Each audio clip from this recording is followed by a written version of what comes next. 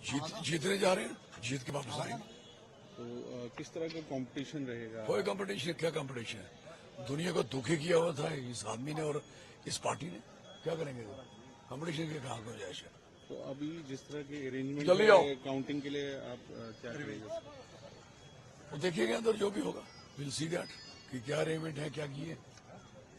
जो हमें ठीक लगेगा उसको ठीक कहेंगे, जो गलत होगा उसको देख लेंगे। तो सारे जो आपके जो पार्टी के जो नुमाइंदे हैं वो जा रहे हैं अंदर? बिल्कुल जा रहे हैं, 100% जा रहे हैं। Thank you.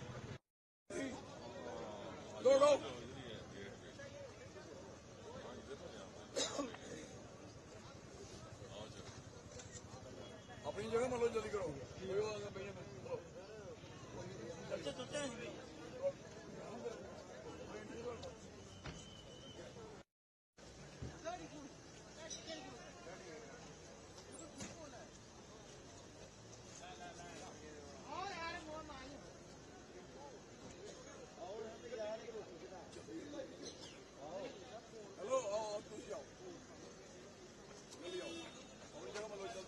सर जीत के आएंगे, जीत के याद रखना।